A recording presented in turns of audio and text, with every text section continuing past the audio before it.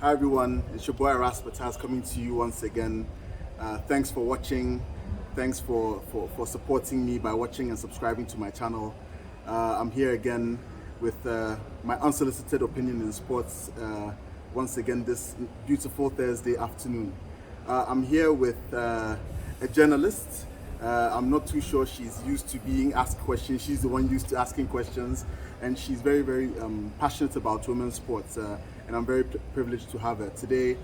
On today's edition, I want us to discuss the latent power of women in sports, and because it's something that's dear to my heart. And if we're going to make sports better on the continent, then we need to have a solid female representation in it. So I'm here with Ayishatu Zakaria Ahly. She's a journalist with the Global Media Alliance here in Ghana, and I'm glad to have her. Hi Aisha, how are you doing? Hello, thank you so much for having me. Thank you for coming. And how are you doing today? I'm very well, thank you. Great. So yes, here she is from the Global Media Alliance. As I said, she's with Happy FM and I think ETV as well. And I'm sure there's a little bit more. Could you tell us a bit more about yourself? And could you also tell us why you're so passionate about women's sports? Well, thank you so much. So, my name is Ayishatu Zakaria. I work with Global Media Alliance, owners of Happy FM, ETV Ghana, but I also do part-time with the Professional Footballers Association of Ghana. Okay. So I'm on the player relations, so to represent women's football. Chipsa is ahead of player relations. Apart from that, you see Chipsa? Yeah, you see Okay. Chipsa. Okay. And then I'm also a member of AIPS, and then AIPS. AIPS. What was that? So international, so it's just like SWAG Ghana, where we have the Special Writers Association of Ghana. So our international body, where we have every journalist from across the group. Okay. They are also under the same umbrella. And then also a member of Women in Football UK, same women's football. That's extensive. That's extensive. Very impressive. Yeah. But you're mostly into football, because I follow you on social media and I see that you are passionate about sports in general. Or Yes. is it just football? Well, so I'm passionate about women's sports in general. Okay. But then I am more into women's football. Okay. Because growing up, I used to play football back in the primary days, the junior high days. So and then I do a lot of athletics, but then I was more into football. So when I started my journalism, I noticed that the industry that side was lacking, the media support, promotion, the publicity. So I decided to just go into it, and I had a mentor who was with Happy FM back then. He's now with Xylophone, City College has been. He actually pushed me into sports because I was not into sports. Okay. So I was doing my internship with ETV Ghana, and then I was done with the internship, and then he advised me to join the Happy Sports department because there was no female in it. And then there were other females in there, from other media organizations, but then for Happy there was nobody. So he said I should go in because I'm passionate, I'm hardworking, and I know a bit about sports because I'm a Barcelona fan. So, for real? Yeah, I am. I didn't know that. I am. Anyway, we'll talk about that another day. So he advised me, and then I went to it. So yeah, I am. Okay, that's good to know. So now, what do you think accounts for the lack of participation in women's sports, of women in sports in Africa? I think it's because of the traditional belief and the general lack of support for women. It's not about, if you look at tech, for instance, if you look at engineering, for instance, there are still women who are trying to get into it, but then because it's seen as a male-dominated field, it's not welcoming. People are not welcoming to having a different different gender who's not a male to be on board. So it's a general overview, and the mindset and the traditional belief that we have that football or sports in general is for men, and the woman, if you are going into it, you have a lot of people giving you cold shoulders, and sometimes it's not even from the men, it's from even the women who are already there. Instead of them to open up and then lift you up, you have others who are shutting doors in your face and stuff like that. So I think it's the general overlook, and really looking at sports as being something for men and not something a woman can do, and the fact that people are not welcoming, and the fact that people still believe that as a woman you shouldn't do things that are meant for men. So the support is not there. So different agencies account for that. I guess so. I kind of agree with you because I think it's more of a cultural thing, especially in Africa, because they see sports to be more of something that men should be doing, you know, especially if you look at games like football and even rugby, you know, it's too brutish. It's like, you know, they don't see women. But I tend to agree with you. I think that we need to do as much as we can to get women to participate more in sports, because if you look at women's sports around the world, you see that like there are lots of women doing good things, great things in sports, and so I think Africa, if we want to become a power, we should be following suit.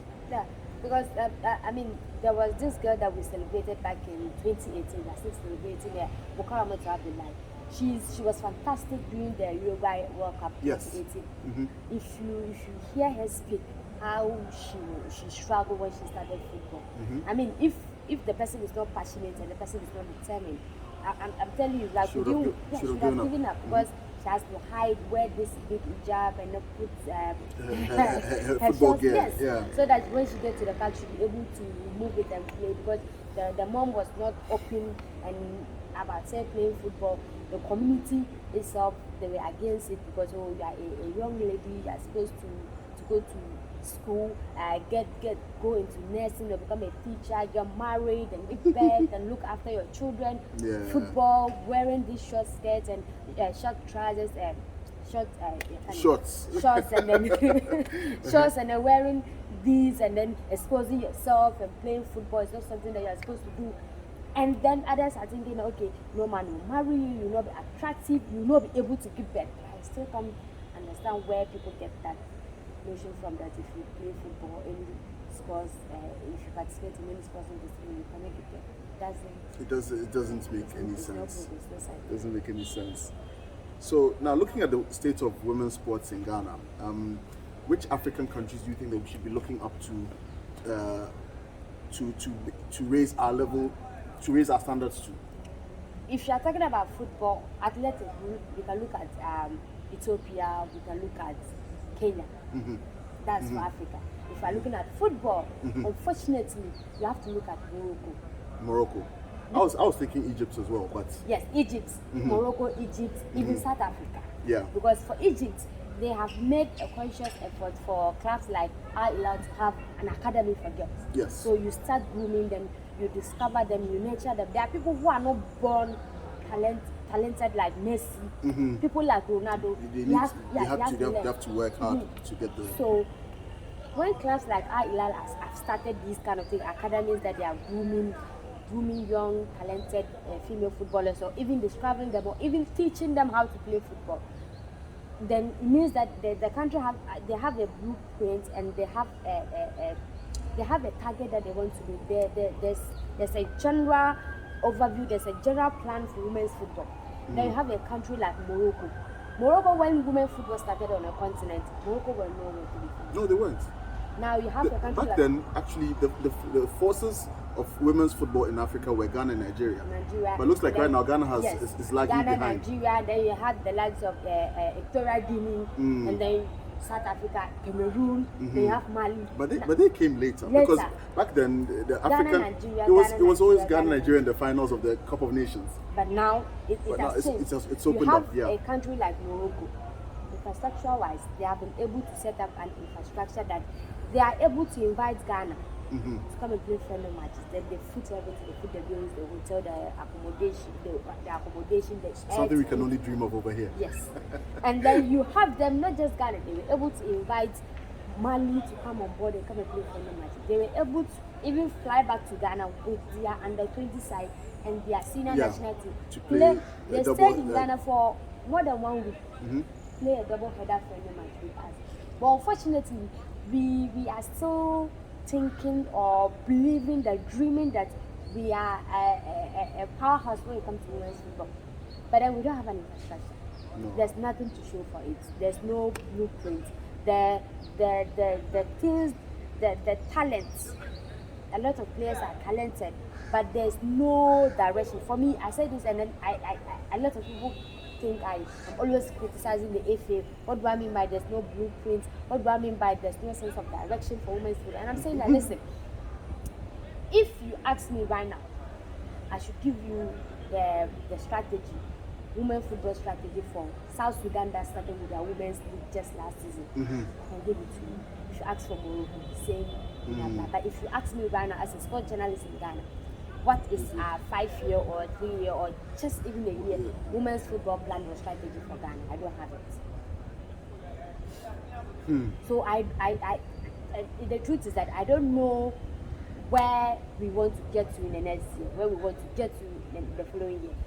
And it seems like the ministry and the GFA, we are all thinking about the Black Stars. Unfortunately, it's not even just about the other male teams, it's just about the Black Stars. Because if the Black Stars are playing the World Cup qualifiers and they are going for the AFCON 2022 in Cameroon, and then you have the ministry and then the GFA setting up a meeting with the former players, have a dialogue with them, find out what the problem is, bring everybody's view on board, because these players, the former players, they are, most of them, they have seen it all, they have played the World Cup and the AFCON. And then you have the same black players also. Who've also been to the World Cup, yes, they've also been to Cup of Nations. They were the first national team. Black Stars, they were first qualified for the World Cup even before the Black Stars, yes. They are also playing for their qualifiers. They will play next month against Nigeria. They are also, because that AFCON will also qualify you to the World Cup. A similar thing should be done for the Queens, but we are not seeing that. So if you question this, then people will be like, you are always questioning the system, but the system is failing. Because if you see the need for you to have a dialogue for these former players, because you want to make sure that you have a plan for the Black Stars when they are going for this tournament, and the Queens are also preparing for a similar thing. Why don't you organize a similar thing for them? Because you have the former players that are all around them. They can actually seek for their views, their opinions. They are saying the women's football in Ghana is declining. Now you have people, the likes of the Ajua Bayos, Abeta Sakis, and the Mavis Danso and the likes. You still need them. Tego herself. Yeah, Messi Tego is around. So you still need them on board to find out why is it that when they were playing, they were performing and then they were able to qualify for the World Cup, but currently we are not able to qualify for the World Cup. What is going on? We need them on board, because clearly, if you have the answers, we should not be here struggling. Exactly. I think it's more a question of us having the will to make a plan at least. The problems are numerous, I can see. Do you think that women's sports will get close to the same attention that male sports get if we get more women to participate in sports in Africa? And I'm talking in terms of fan attention, media attention, and merchandise sales.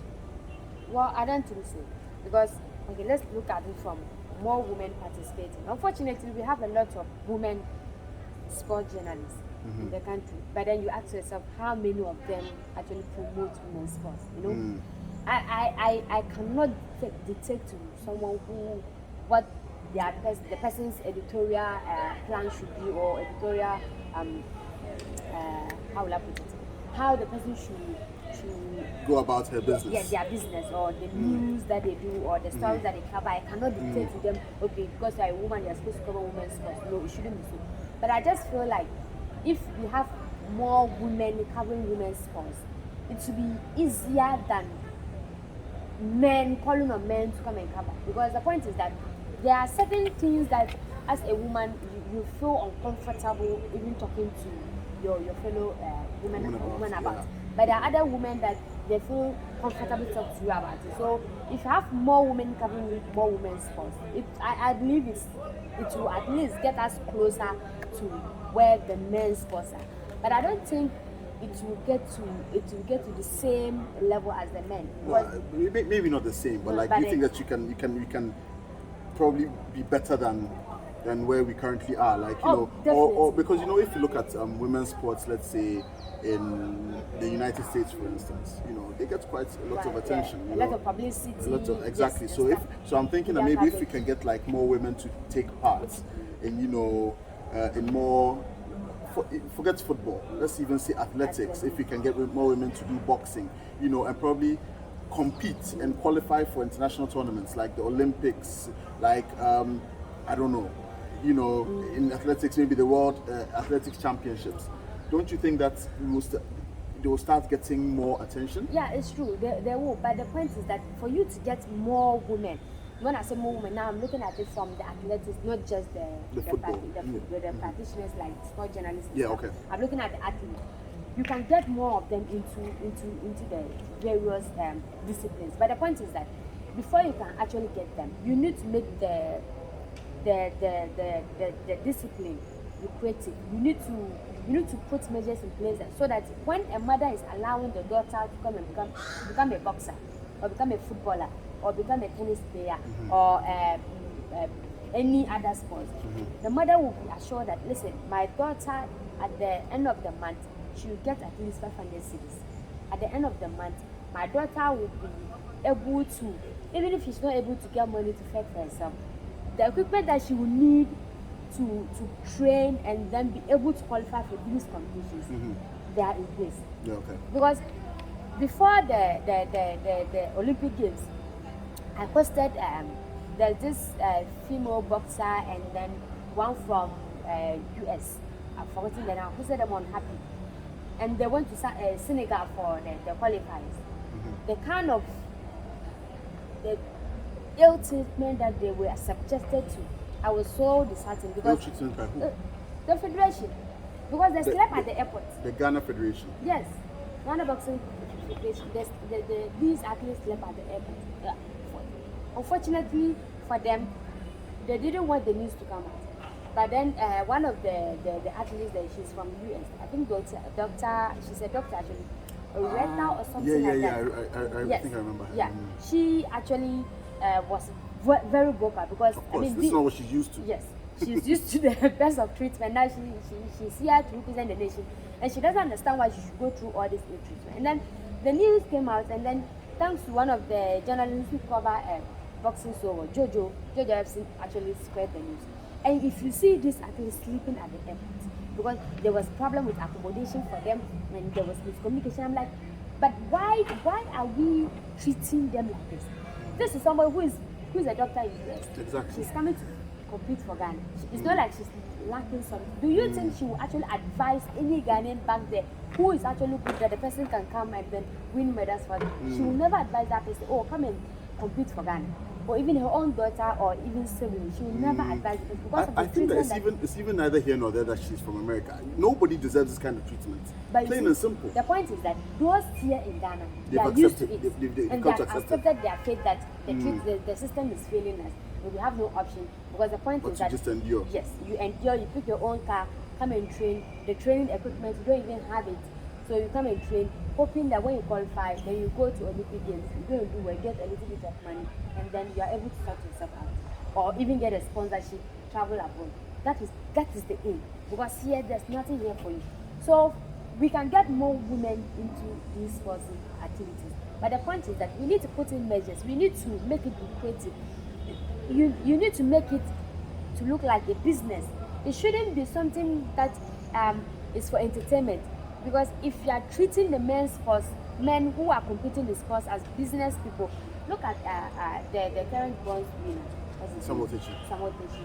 Look at how these federation heads and these big men, they're all parading him and they're all excited going for meetings and going to meet this person, that person, you're meeting the president, you're meeting that. I am sure, when I was told, before they even traveled, they even have to come to Tego's place, the guy at the stadium.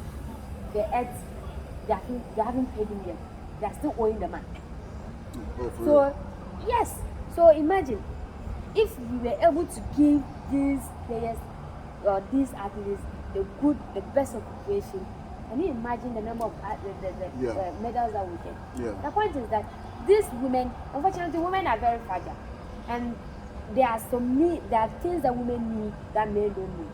Yeah. You can camp a guy at any of our stadium, maybe a transport stadium or Cape Sports Stadium, because there they have a place that they can sleep at. You can camp them there for 1 week, 2 weeks. They don't even care because the only thing they need to get up, go and train, then come back. But for a woman, even at the end of the month, she will need certain things, sanitary pad and stuff like that. If you camp her there, she's not going out. You don't provide these kind of things for her. How do you expect her to perform? The Black Queens were in camp before they went for the Aisha Buhari camp, and I visited them. And I visited with one of the management committee members, and she asked them what do they need.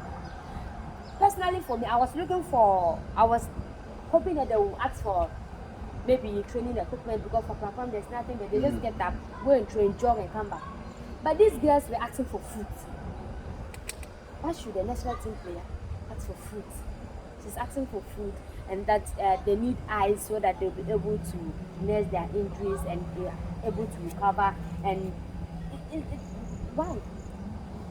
Food. So you see, folks, these are some of the reasons why we need to push for investments in sports in Africa. I guess from what Aisha is saying, we need to put our house in order, because no investor will come if your house is not in order. You know, we need to make sure that we do the right things to attract investors to come and help us improve our game. Sorry to cut you. I was scrolling on my Facebook feed, and I saw something from Michael. This guy works at Star FM, and there was a quote from the communication director of the Ghana Football Association, and he said, "The Black Queens are not. It's not an attractive brand anymore." And but whose job is it to make it attractive? When I saw it, I was like, okay, yeah, he's right. The team is not attractive. The brand Black Queens or women football in Ghana is not even attractive anymore. Because that is why you have a league that you don't have the headline sponsor, you don't have any sponsorship, there's no money coming in. Obviously, your brand is not attractive. But then, you are in that position, you are currently the communication director of the Ghana Football Association. Because there's a new administration on board. The old administration is no longer there. There were other people that were competing to become the FA president or new administrators, but then they didn't get the mandate. You people got the mandate. Through that, you got a job. So whose job is it to make it attractive? Should it be me or the players or even the fans? It shouldn't be something that you shouldn't be telling us this. Yeah. You are we all have a part to play, but they should be taking the lead. Yeah, so you can't tell me that the players are not getting any friendly matches anymore because the brand is not attractive. So I'm like, okay, it's not attractive. So whose job is it to make it attractive? You make it attractive before you can go outside and then call on the corporate environment or corporate world to come on board and sponsor. Because no brand wants to be associated with a product that is not attractive, that when they invest in, they will not make their profit. Nobody does that. There are no Father Christmas or Mother Christmas, if there's anything like that. Or Mother Christmas, if there's anything like that. That's a good one. But that's the truth. I mean, I'm actually like quite sad because women's football, it shouldn't be. Because when I was growing up, I was watching the likes of Adjoa Bayo, I was watching the likes of Memuna too. And it was quite big. When they were playing at the World Cup, it was you feel proud and then you're shouting. And then we started watching the likes of Elizabeth Ado, and it was so nice. So I'm asking myself, so why is it that a country like South Africa, they can come and then be scoring Ghana or even Nigeria, and we are still calling ourselves the powerhouse of motion? We are not, because Ghana is struggling, Nigeria is struggling, Cameroon is also struggling. And these were the powerhouse of women's football when women's football started on the continent. Yeah. And now they are struggling. It means that we are still stuck. There's something we're not doing right. We are still we are stuck in our old celebrating ways. our past glories. That we are the powerhouse and then we are the first national team to qualify for the World Cup. But the thing is that what are you doing? Others are working. That was what Ms. Togo said. A lot of people were like, oh, she shouldn't have said that. But I was like, it's the truth. Yeah. We are sleeping and we are joking. Because you can't do women's football with word of mouth. You cannot use your mouth to call on corporate world to come and invest. No, what do you have to show for it? Exactly. What? Problems. Anyway, I'm sure we'll get back to that because this is something that we need to be highlighting over and over again. But coming back to Ghana, recently there was a Women in Sports Achievers Awards or something. How did that go? And what do you think that those who are recognized can do to have a greater impact than they currently have? Well, let me congratulate Madam Gloria Commando. She's the director of Women in Sports Association of Ghana, and she has been doing this, I don't know, for God knows how long. I mean, this was her 10th anniversary, and she's the only person who is doing it. She's carrying everything on her shoulder. I started sports journalism. I started sports journalism in 2017, and I actually got my first award was from WISA. So it was refreshing for me, because when I started in the industry, I was still trying to find my feet, and started following women's football and women's sports and covering, and then a form of them trying to encourage me to continue, because what she said to me that time was that, listen, you are very excited about women's sports. The way you cover is so exciting, and she was happy. But then she actually advised me that, listen, the way you started, I've seen a lot of female journalists who started just like you. But the point is that they get discouraged at the end of the day, and then they stop, and then they go back to their Black Stars, join the Black Stars people. So I was like, listen, most of these players, the female players, they happen to be my personal friends. For instance, the captain of the Black Queens,